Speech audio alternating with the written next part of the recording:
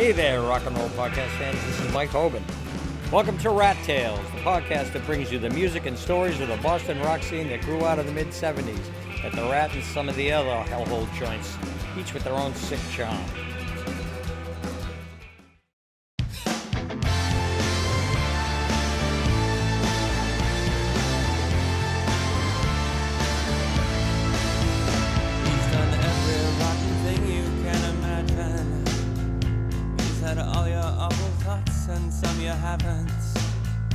Is it too late to be good? Or is the answer obvious? The best of what was left went to a stripper in Providence. On the outside, a fresh new violence being done. Across the rise, there's a man on fire.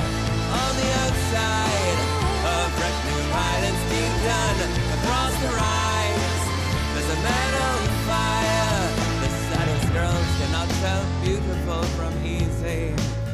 Even the best can't always leave the room discreetly. Is this really all there is? It's not getting any better. He's had everyone in Boston, and still he can't forget her. On the inside, a different violence being done.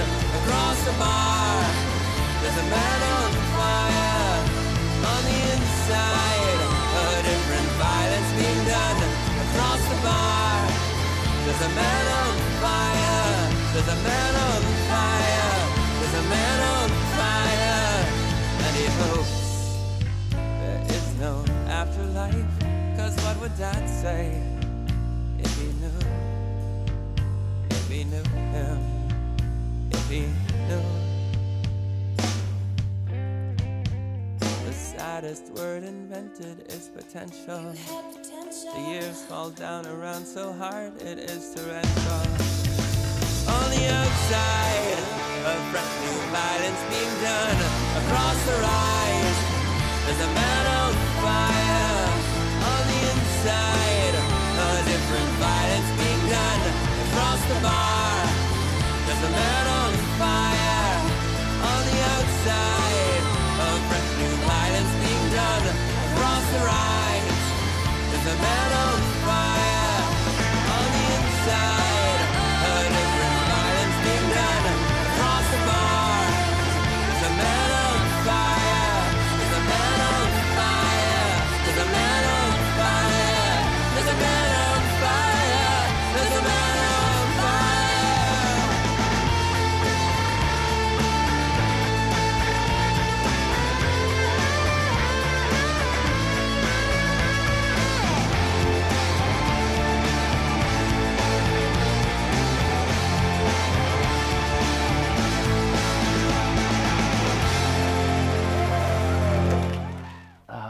I had an older cousin who was a college radio DJ, and he played me the Ramones for the first time, and that was previous to that I was listening to the Beach Boys and stuff like that. I like Blue Oyster Cult a lot, but yeah, the Ramones just sort of set me on fire. Changed your whole perspective. Yeah, he played me the Sex Pistols, and that was kind of frightening to me as a 12-year-old, but the Ramones were lots of fun, and you know the songs are all kind of cartoonish, like Beat on the Brat, and oh, yeah. Now I Want to Sniff Some Glue. It appeal to a 12-year-old sense of humor. But right around then, somebody told me about FM radio, which was not what it was today. It was sort of believe it or not, less popular than AM radio is, and I just heard all these bands that I never heard before, and BCN at the time was actually playing bands like The Clash and some others that are escaping me right now, The Tubes, Steve-O, and then somebody else told me about college radio, which I'd never heard about. So yeah, I think I knew right along. I was playing sax at the time, which I kind of decided wasn't a very rock and roll instrument. Although it wasn't, the X-ray specs were sort of popular right around then, so that gave me a little bit of hope. But I put an ad in Sweet Potato magazine, and yeah, just not a whole lot of people wanted wanted a sax player at the time. So, Although Boys Life right next door in Malden, they had a sax player and they were doing really well. So, but I decided to learn to play guitar. My mom got me a really, really bad guitar at the time. It was really hard to play, and right around that time, a good friend of mine, Charles Hanson, who's been in a bunch of bands, and still is. I just saw him play last night, actually, at Plowing Stars. He won a bet with his mother, who gave him a 1962 Fender Jazzmaster, and at the time he was into more like harder stuff, like I don't know, Frank Marino and Mahogany Rush and Van Halen and stuff, and he thought the Jazzmaster was sort of a wimpy guitar. Elvis Costello played one, so he didn't want anything to do with it. So he sold it to me for some ridiculous price, and it's downstairs now. you still play that, or? I still play it. It's my main guitar, Wow. and every time he and I are in the same room, all his friends make fun of him for selling that thing to me for the price that he did. But actually, I went to his wedding, and he was on his way in his tux, and I just grabbed him by the shoulder and said, "I got the Jazzmaster and the guitar. I'll trade it for your wife." And he said no, but he thought about it for a solid 20 or 30 seconds. You started playing guitar. Yep. And then decided that at some point you were good enough to. Oh, yeah, well, when you're that young, you always think you're good enough. Like I think I knew how to play Wild Thing and maybe like one other song, and I was ready. So. Time for a band. Yeah, and this girl who sat behind me in biology had a little brother who played guitar and a cousin from Malden, the next town over, and so I started playing with them. And the guitar players proved to be a little bit unruly, but the drummer and I continued to play together. And through him I met the people who ended up being in my first real band, which was Miles Dethmuffin.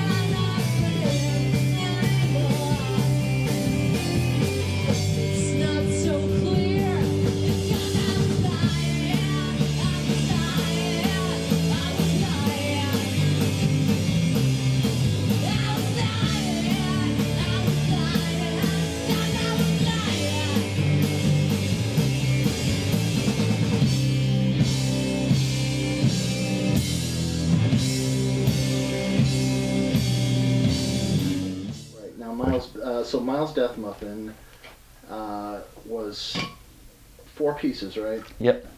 So you had drums, guitar, bass, and you did vocals. And vocals guitar. And guitar, except when Linda did. Yeah, originally I was a singer, but we quickly found out that Linda was a better singer, so we sort of pushed her into the... She never fully took to it. Like, it was always a struggle to get her to sing even 50% of the songs, but... Yeah, because I used to see you guys play, and she had a really sweet voice. Yeah. I don't know why she would be so hesitant. Yeah, I don't know why either. She still doesn't... She hardly sings anymore at all. All the bands she's in now, she just plays bass. Wow, that's too bad. Yeah. So how long did Miles Dethmuffin, how long were they together? Oh gosh. We formed in high school, and I think we played our last show in 1999. So probably about 15 years. It was our entire adult lives at that point. We were in So our it went as long as into the 90s. Yeah, we got signed to like a pretty well, I won't say a reputable label, but a label with lots of money. So we decided it Who was? They were called Emperor Norton. They did pretty well after us, but we didn't do them any favors, nor did they do us any. But we decided it was time to change the silly name, and we put out our last record under the name Permafrost. Permafrost, right. So how many records in total with that lineup? It was 3 full lengths and 1 EP. And the EP was that a Miles Dethmuffin? Yeah. What sort of was the end of that? What sort of finished things off for you guys? Oh, I think it just we were in it to win it. We wanted the brass ring and the major label contract, and as every band that passes through the same process. Yeah, and there were major labels back then actually signing rock bands, so it wasn't Yeah, it wasn't unheard of at that time. It was not unheard of. It was unheard of to get signed to a major label and then go on to make a career out of it. But or not, which happened a lot of to a lot of people, unfortunately. Yeah. The major label signing and then.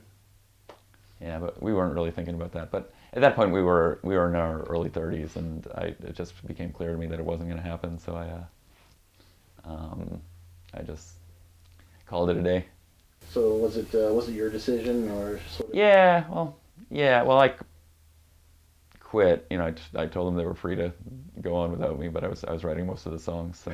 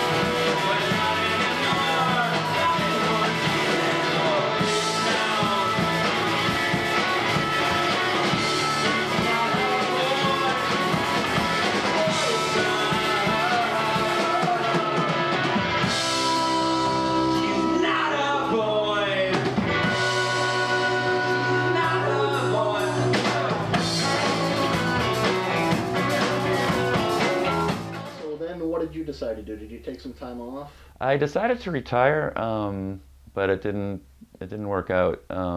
These friends of mine called me and said they had formed a rhythm section and they were looking for a frontman, which in retrospect I think was a lie. I think they were just trying to get me off my couch and out and playing again. So I formed a band. It was a short-lived band called At Frank, and we had a lot of different names. We never settled on a name, so every time we booked a show, I would tell the club a different name. So it would lead to us.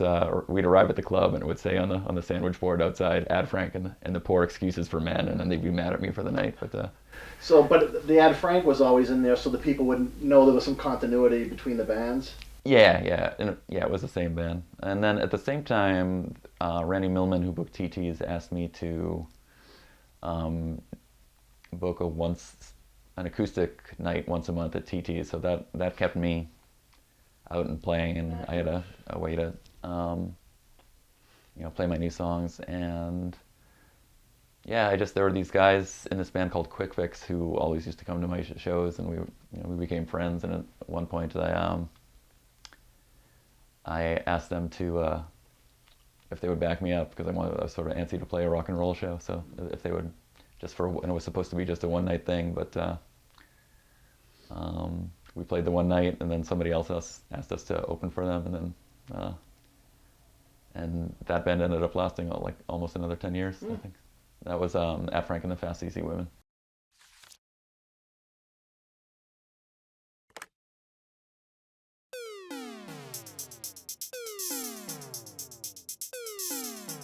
The places we used to frequent agree. Your aces, your aces. The basis on which some disagree is baseless.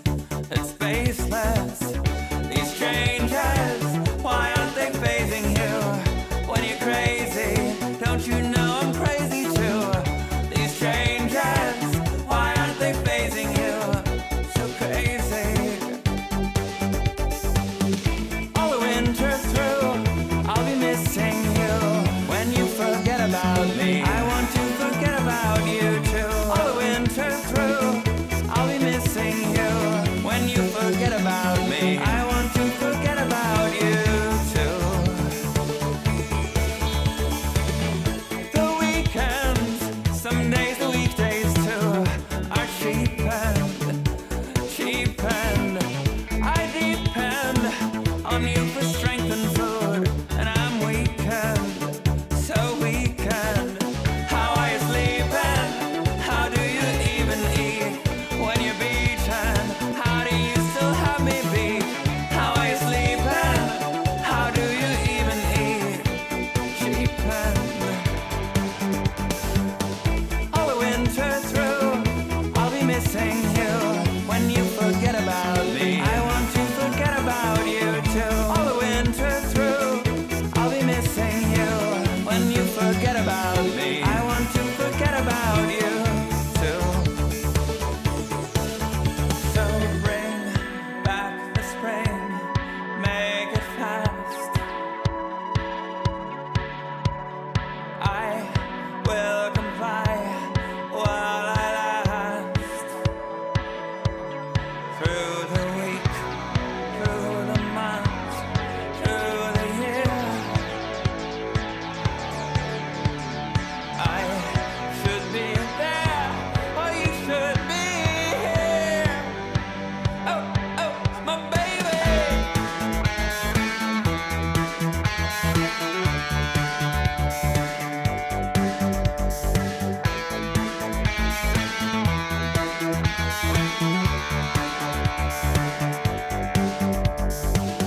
These changes, why aren't they phasing you? When you're crazy, don't you know I'm crazy too? These changes, why aren't they phasing you? So crazy. All the winter through, I'll be missing you. When you forget about me, I want to forget about you too. All the winter through, I'll be missing you. When you forget about me, I want to forget about you too. All the winter through, I'll be missing you. When you forget about me, I want to forget about you too. All the winter through, I'll be missing you.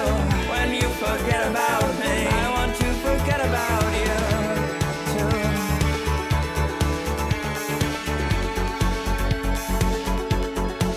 My baby.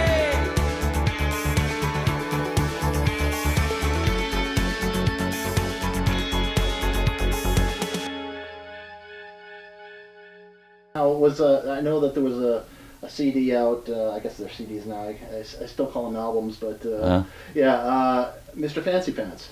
Yep. Now, was that just an Ad Frank album? That was actually half the first band, the band that I called the Poor Excuses for Men, and we did about 6 of the songs, and no, I can't remember that. Yeah, and then I think I did another 5 just with random friends. Whatever you could find. Yeah. So that was sort of an album that came out in a transition period between that and...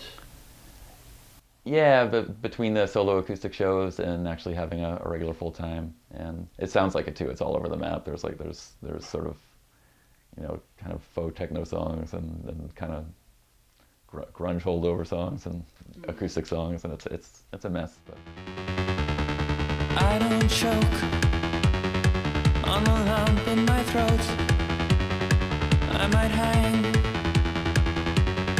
by the knot in my stomach.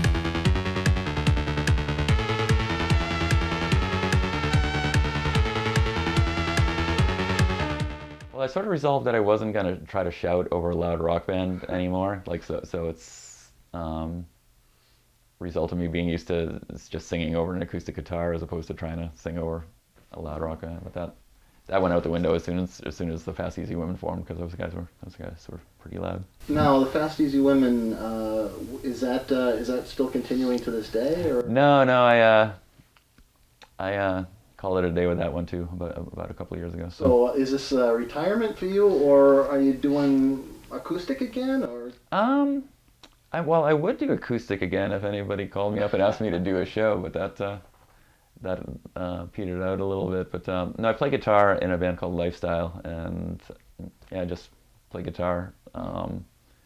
Somebody else writes the songs and does the business. And are you still doing that, or? Yeah, yeah, we've been playing pretty actively for the last year and a half. And what type of clubs? The usual ones, the same ones I've been playing for the last 20 years. TT the Bears, a new place called Radio in Somerville. Radio, yeah. Great Scott in Alston. We play a lot. Well, speaking of radio, the first time you heard one of your songs played on the radio, where was that? Oh, well, at the time, the 2 commercial radio stations had local shows on Sunday nights, so we'd kind of have an idea when they were going to play it. Like, I think we'd send in the tape and we'd call and ask, and BCN had what was it? Boston Emissions. And then FNX had their own. It was called Boston Product, and then it was called Boston Accents.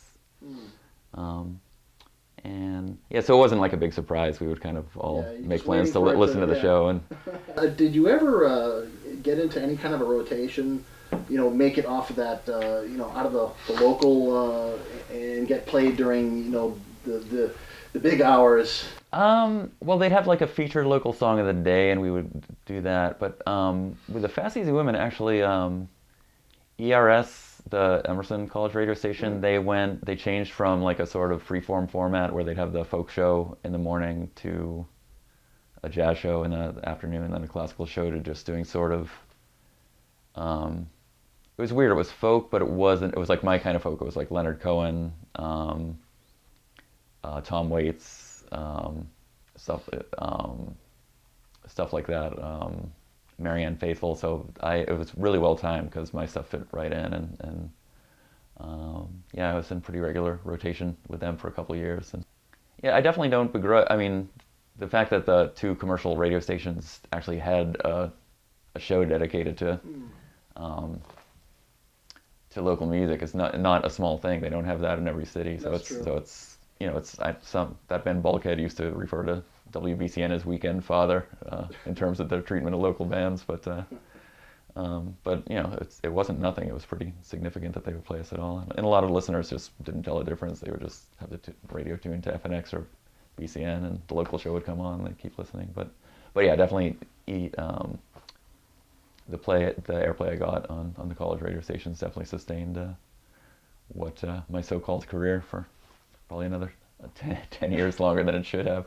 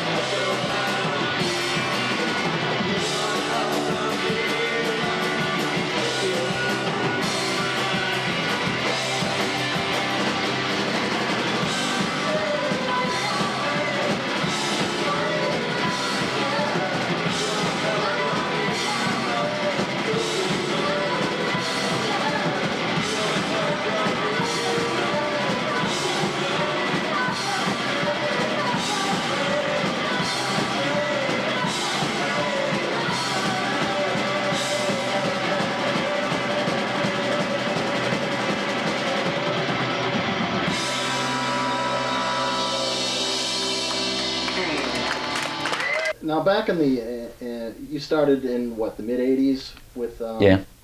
you were playing out the usual clubs that everybody played at. Most of them had closed.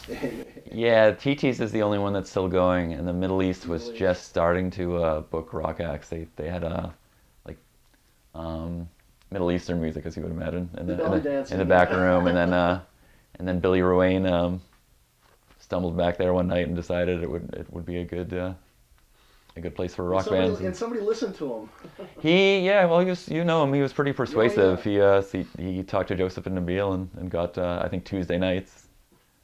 He put on shows there, and they did well enough that they decided to go full time with it and become an empire.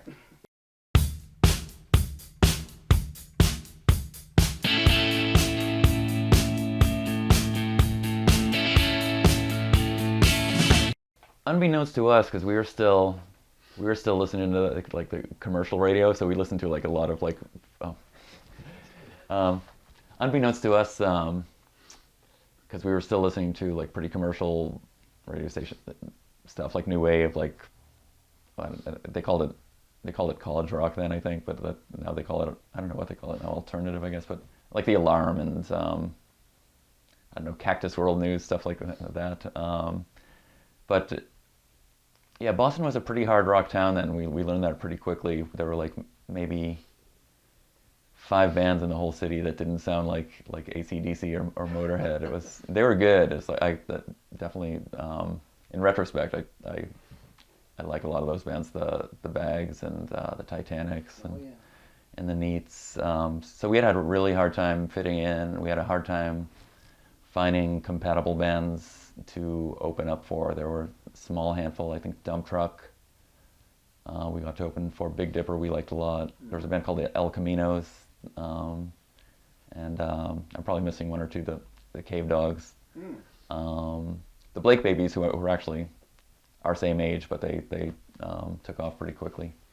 Other than that, it was really hard to fit in. And it was, when we first started trying to get local gigs, like probably in 83 or 84, maybe a little later than that, I think like 86 or 87. I remember going into the Rat and dropping off our tape, and the bartender telling us, yeah, if you can bring 30 or 40 people on a Tuesday night, you'll get a Wednesday night. Bring 30 or 40 people on a Wednesday night, you'll get a Thursday night. Yeah. Bring 40 or 50 people on a Thursday night, you'll get a weekend. And on the weekends, we don't count because we don't count how many people you bring in because this place is always packed. And I think right when it got to the point where we were starting to get weekend shows, it was the recession hit and people stopped going out. So it was. Which recession was this? This was the George Herbert Walker Bush recession, as I like to call it. 93, 92, Well, 91. Yeah, starting probably in �89, I think. Oh, okay. 90. And then by the time when the recession lifted, I think everybody had VCRs. Like VCRs were sort of a new thing. Like nobody had them that I knew had them in 1988, and everybody had one in 1992. And home computers were more popular, so there was just more and more stuff for people to do at home. And I don't think the Boston music scene ever fully recovered in terms of numbers of people going out. I mean, I've noticed that when we've been playing out, at the Cantab or whatever, it's the same people that we used to see back in the day going to the clubs. Well, their kids are all grown up now, so they can go out again. So yeah.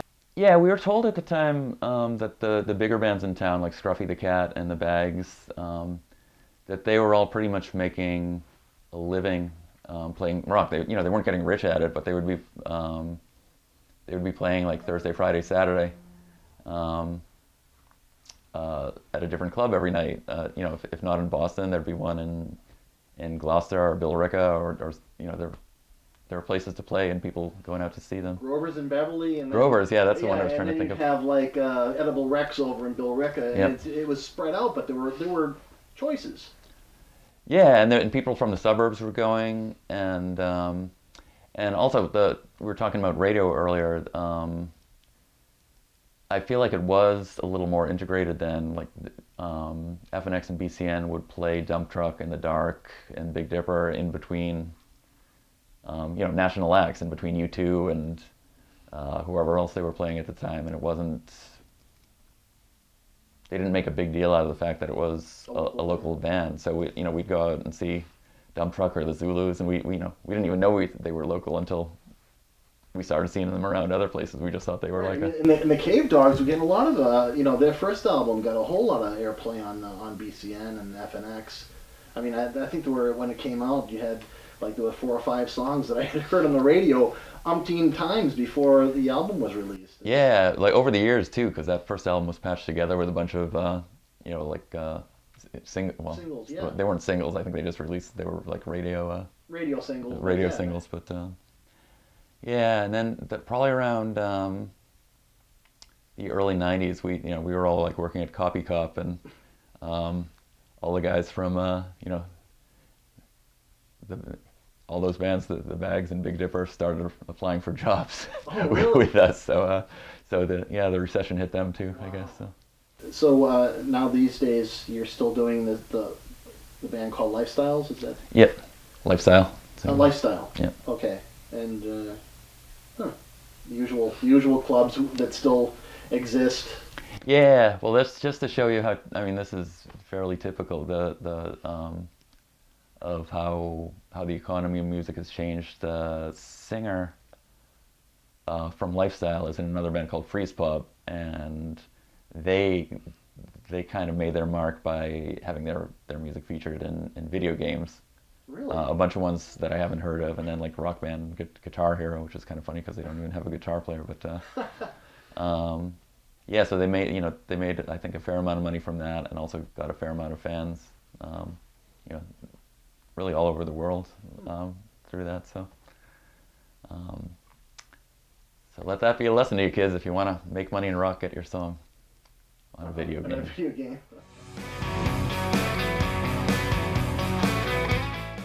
Our only real recording contract, which with Permafrost, we were called at the time, it was.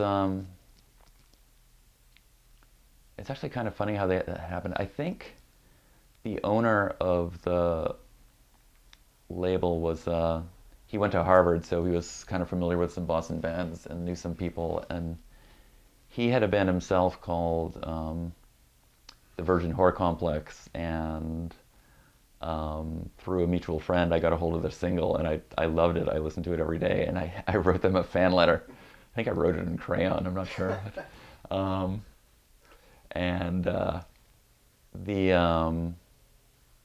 The singer of that band had some money on his hands, and he started a label, and I guess he knew about my band. I don't know if through the fan letter or otherwise, just through mutual friends. But he gave us a call and said he wanted to sign us. It was, and this was Permafrost. Yeah. And that was Emperor Norton Records, and they ended up doing pretty well. I think their biggest band was called Ladytron. That was pretty popular. Actually, they're still together, I think. The label is no more, but Ladytron are still going, as far as I know. And yeah, that was we got to do the whole, actually do an album right. We did it at a studio in Stoughton, and we took the month off from work, and they gave us money to live on for the month, which was wow, which was nice. And that was our job for a month, was going into the studio and making the record. And then when the month's over, we went back to our jobs and waited for the record to come out, and it did pretty well on the radio. I think it was in the top 40 on the college charts for 5 or 6 weeks. But it right around the time it was released, the label's contract with the distributor fell through, so it was pretty much released right into the cutout bins. And we also, you also have to tour, and we were trying to book tours, but it's really hard to do it. It's hard to do it yourself, and it's hard to find somebody who is willing to take you on for money, because it's just thankless work. But so we didn't tour. And then of course nobody knows you elsewhere, so you're just another band making calls there. So it's like, who are you? Yeah, exactly. So yeah, I've always found that trying to get gigs elsewhere in the country is just it's the hardest thing to do. Yeah. They it was good for a while. We did South by Southwest twice, and the label flew us down. They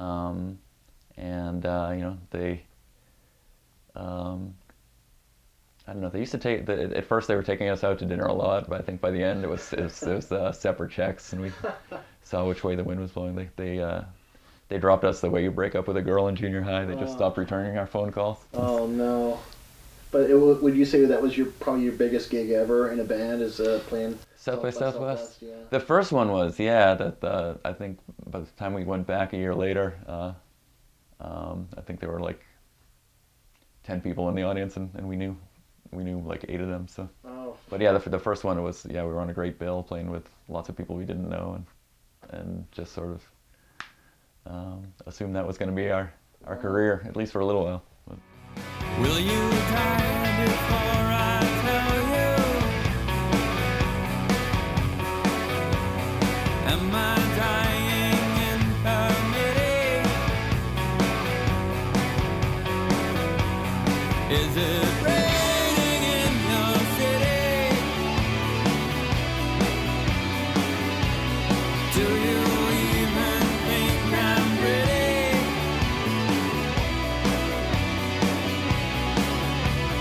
I'm taking pains, it's painstaking work. It really hurts. No, I've never been to Europe with the band or otherwise. Everybody tells me that that I would do well there, but I've just never had any means of breaking through. But no, we saw a good part of the country. Well, we saw a lot of dark, shitty clubs and highways that I don't think we saw like very much of any of the cities we played in other than that. But yeah, we went all over, and it's I don't know. I think there's sort of an etiquette rule among bands. It's like you don't ever ask. Like, I think everybody comes back from tour and says, "Oh, it was great. Yeah, we played all these great shows." And like in the reality, you played for like five people every night. But nobody has to know that. Gino's in Portland. You ever played there? Oh yeah. Yeah, that was part of the that was the northern part of the circuit. He started in Boston and went up to Gino's in Portland and circled back around again. Yeah, I think that's why one of the reasons the label was so mad at us. They thought they wanted us to just like play continuously in the Northeast, and like, well, that's pretty much what we're doing already. The three clubs we play in Boston and Gino's. I don't know what kind of music scene you think is happening in New England, but yeah, that's funny. The week we played, well, Dethmuffin played the Rumble. Me and this guy Doug Toms, who was in a band called Storm Window, we went out to the Rat to see Laughing Academy, who were also in the Rumble that year. It was like a brotherhood, and I was in the bathroom with Doug, and we were both lined up to the urinal, and he's looking at the wall, which was the shitty bathroom wall on the Rat that was falling apart, and said, "I've always wanted a piece of this thing," and he just broke off 2 huge chunks and handed me one, and then we played our Rumble night together, and we each had the piece of the Rat wall. I wish I still had that. That'd be a real collector's item. It'd be hard to authenticate, but that it was legit, that it was a legitimate part of the Rat bathroom. But I bet I could get $12 on eBay for it.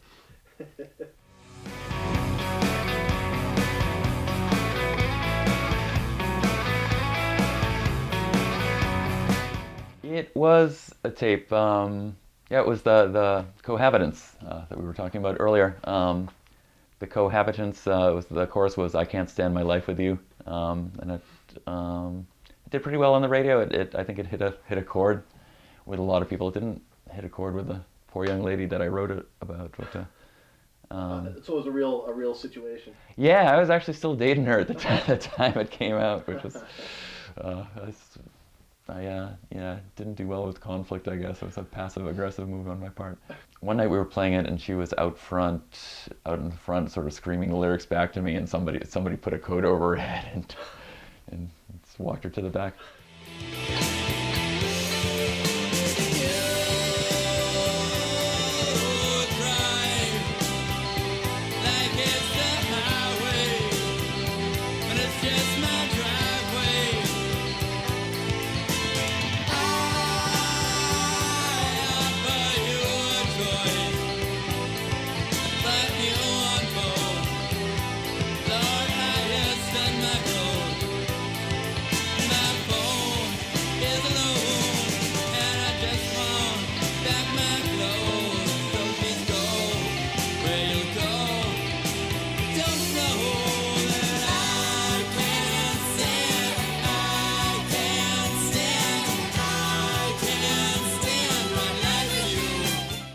The cohabitants, it was we lucked out in this regard. Some friends of ours had just done a demo at Fort Apache, and it had not quite taken off, so we just called, and the guy who answered the phone was Paul Coldry, and he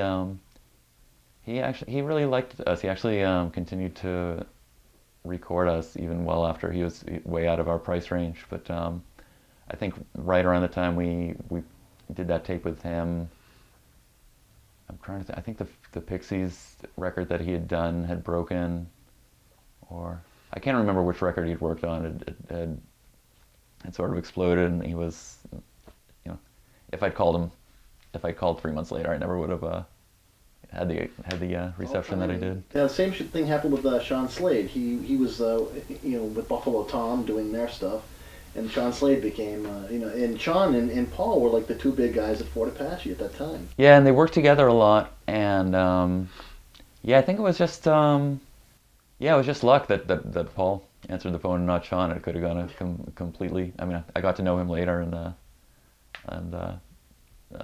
you know, we were friends and everything, but I don't have any reason to believe he was a fan of the music. But yeah, it could have gone a completely different way.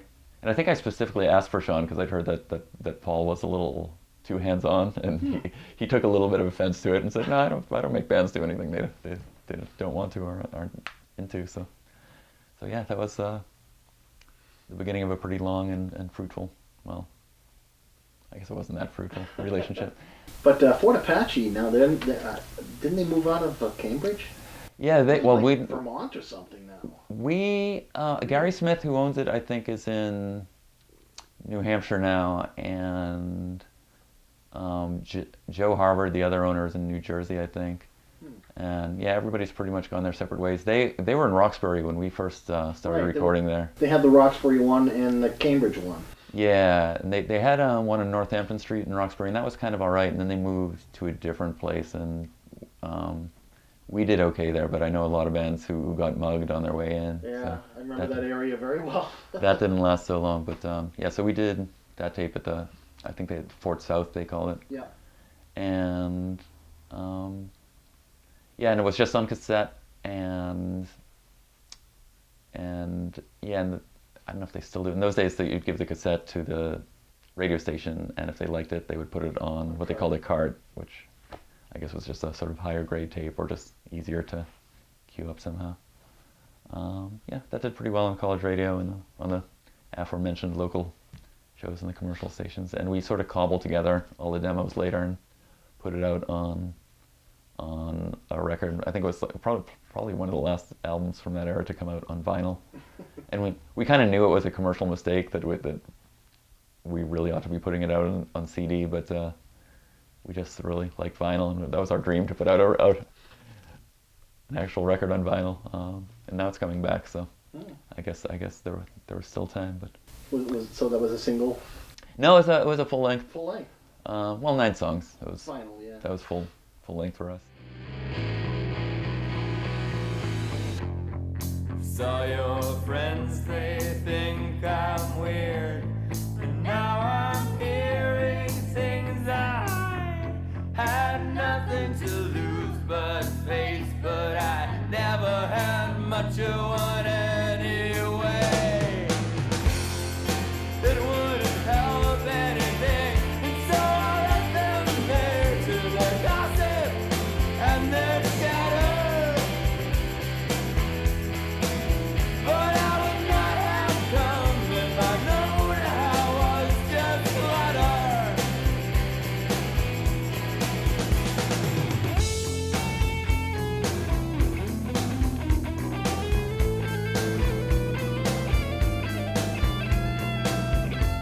You started playing at out the club. What year would you say that was? Well, we had a earlier foray when we were just out of high school in probably 1985, but we didn't. All the clubs were 21 plus, and we just didn't know enough people we didn't have enough friends who were old enough to come see us. I think I used to call all my older brother's friends and just beg them to come down. But so we kind of fizzled, and then made another attempt. And this was with the same band? Yeah. That was our whole adult lives, was being in that band up until we were 30. But yeah, so we made another go at it in '87, and at that point, yeah, we knew enough people that it worked, and I had some friends from college in a band called In Case of Jerome that had made some pretty good inroads into the scene, and I made a lot of. Because it's not enough to have a lot of friends; you have to have a lot of friends who like to go out and drink, and see local music, which not everybody does. Oh yeah, we got to be in the Rumble one of the last years. It was at the Paradise. This also says a lot about the trajectory of the local, well, the quality of the local music scene in terms of commerce. I think the scene continues to be great right up until this day. I don't think the quality of the music ever deteriorated, but Yeah, my understanding was that the earlier Rumbles, they would have the finals at the Orpheum, which I think, like, I don't know, I think holds like 8,000 people, and that'd be like Till Tuesday versus the Del Fuegos. You know, both bands went on to have like pretty lucrative careers on major labels. By the time we were doing it, the preliminaries were still at the Paradise, but the finals were also at the Paradise, so it had already kind of deteriorated a little bit. But we went on at 9 o'clock on Sunday, the first night, so we were the first band on the first night, and the Paradise was packed, which, you know, felt great for us. That was the biggest show we'd ever played up until then. And I think Seika won that year. We played on a bill. Our night was Storm Window, Nice Eye Period, and this band called Cliffs of Duneen. And Cliffs of Duneen, I remember them. And yeah, they had a song in regular rotation on FNX, and as soon as they came out, I knew it was all over. The singer was just beautiful. He was like this young blonde gazelle with like hair down to his ass, and he played acoustic guitar, and he would when he didn't need it, like, he would play it on the choruses, and when he didn't need it on the verses, he would just kind of twist his hips a little bit, and the guitar would just float in the air and just land gently on his back, and he could sing. They were totally ready for prime time. Yeah. Who else was in it? They won their night. They must have, right? They won their night. Yeah. I think they lost to Seika in the semis. I think. Oh, they still have the shirt with all the names on the back. I think. The Dam Builders were that year, and they did very well after that. Laughing Academy. What year was that? That was 90, I think. 89 or 90. Maybe it was 91. Somewhere around there. It's all a big blur. I don't remember very much of the 90s. Now, did you ever get to play at Jack's? Yes, we played at Jack's 2 nights before it burned down. we played there, I think, on a Tuesday, and it was gone by Friday. That and right before that, Jumpin' Jack Flashes went south, and that was a big club. Not big, but it was a very popular place to play. And I remember the first night that I was going to go there to see the Outlets play. There was a sign on the door that said "Closed for renovation." That was it. Oh yeah, that became a comedy club afterwards, and I used to go there a lot. I worked at a record store called Looney Tunes, and the owners were in a country band called Wheelers and Dealers, and they did a country music open mic night every Monday night, I think, and I used to go and sing, and a lot of local comedy people used to hang out there. That was like on their night off, and David Cross used to go up and sing every week. Yeah, a lot of changes in the scene. Remember when the Channel was the big club that they used to get all the name acts. Yep. It was a great place to see bands. It was, except it was always cold, and there was like only one spot in there that you could stand in that didn't smell. Yeah, we used to play the New Music Review, all with NU music. I think it was MUZIK Review. Yeah. Beg everybody to come down to make it look full. Well, TT has always treated us very well, like right from the beginning, right up through now actually. The Rat was really hostile to us for a while, I think, because we weren't. I don't know. We brought a fair. We drew as well as a lot of bands, but I think they just liked harder acts, and the lady who was booking it for a long time just hated us. So yeah, we missed out. We got to play there a couple times, but I think we missed out on the sort of tail end of the heyday. I remember seeing you guys at Bun Ratties once. Oh, Bun Ratties, yeah, we did. Well, the guy who booked Bun Ratties and then later the Middle East actually liked us enough to become our manager, so we got a lot of good shows at both clubs through that.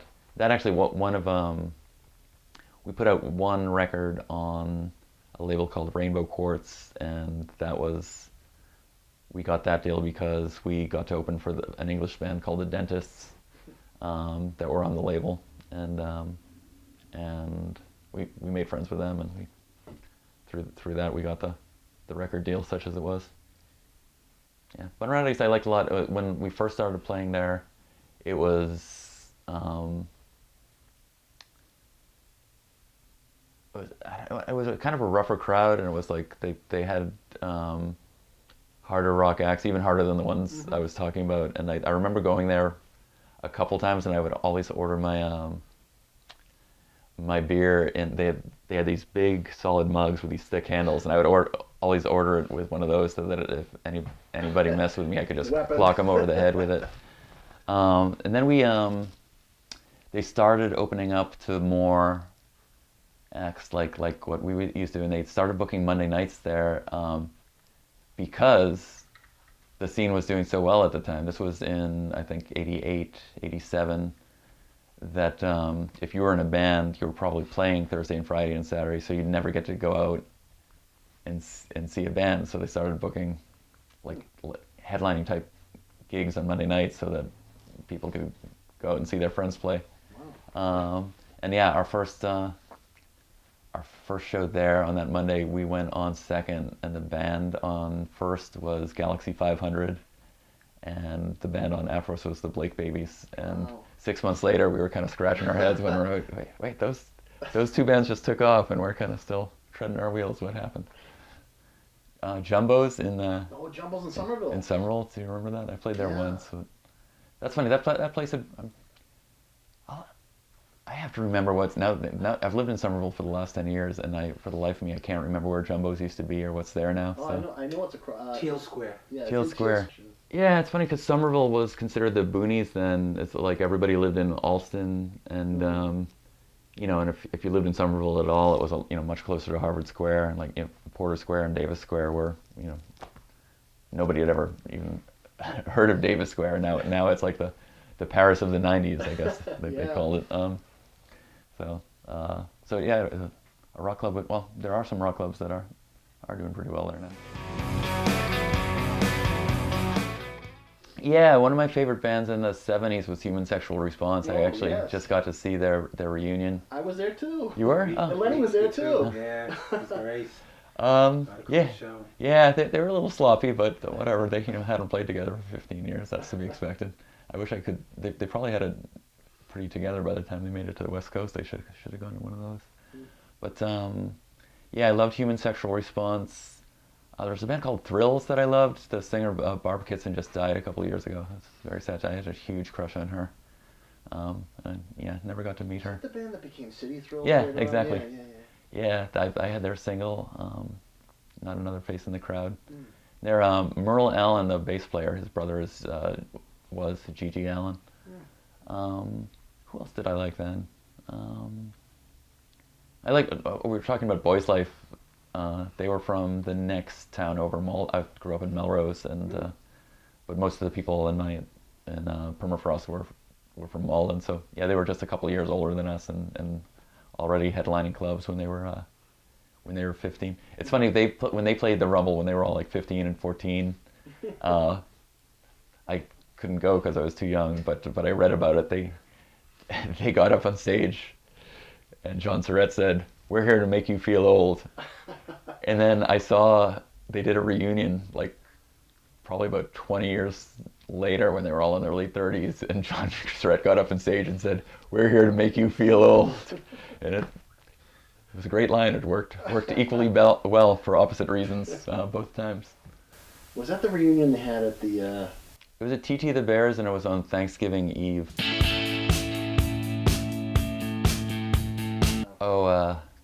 Mama Music Hall. Yeah. That was amazing. That was, as you know, owned by Aerosmith, and it was. We got to actually the same guy who managed us, who booked the Middle East and Bunratty's booked there, so we got to play there one of the first nights. It opened, and there was just a line around the block of all Aerosmith fans. None of them gave a rat's ass about the bands that were playing that night. They just wanted to get into the club? They wanted to get into the club. They wanted there was an off chance that that the guys in Aerosmith would show up, which they actually did that night. A week before this band, the Bentmen, played, and they all played in masks. And there were people convinced that it was Aerosmith wearing masks, and they like there's a crowd outside the dressing room door waiting for them to come out, and they were disappointed.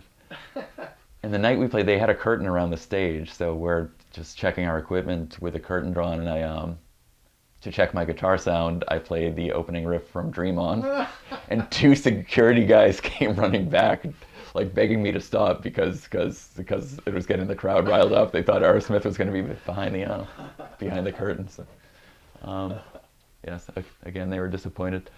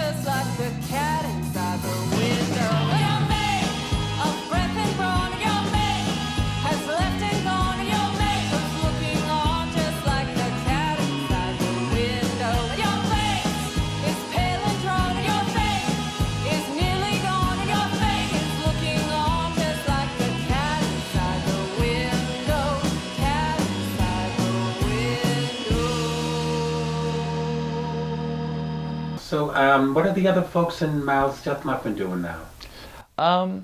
Let's see. Kevin, the guitar player, plays in a B-52s cover band called Bikini Whale, and they're really, really good. If you shut your eyes, you would swear it was the B-52s, and they're a lot of fun. They do the hits and they do album tracks, and it's there's only so many times a year you can go see a B-52s cover band, but it's great fun.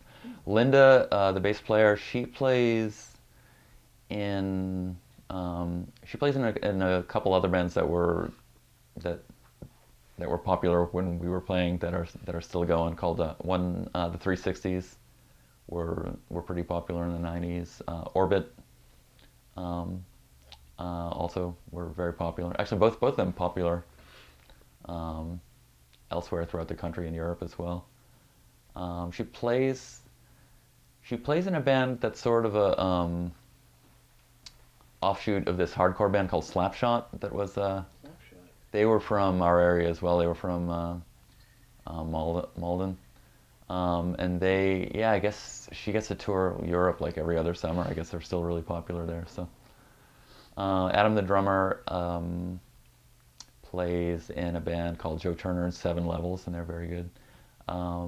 Linda actually played in the Fast Easy Women for the tail end for like the last 5 or 6 years. So you did have a reunion with her of sorts. Yeah, it was great to play with her again. I think I'm not sure how Adam and Kevin felt about that, but and then actually the three guys in the band, me, Adam, and Kevin, we were the pit band for a play we put on called Bad Girls Upset by the Truth last December. So yeah, I'm still in touch with all of them. They're all still playing. And,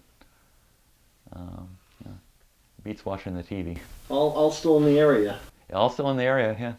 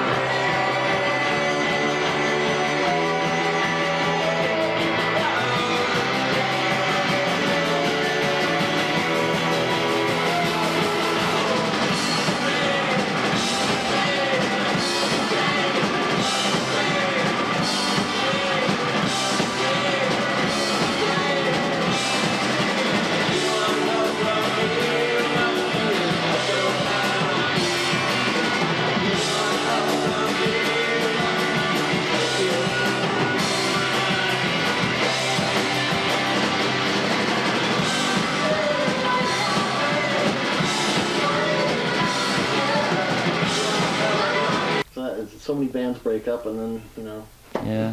Well, I think we were exceptional in that we were one of the few bands that are from Boston, that were really from Boston, who all grew up here. I think a lot of people come here to go to college or come here to start a band, and we were born here. We'll most likely die here. Hopefully not for a little while. Thanks for listening to Rat Tales, Boston Rock Stories. Rat Tales is produced and directed by Lenny, Scolletta, and Mike Hoban, with a huge thanks to Medford Community Media in beautiful downtown Medford, Massachusetts.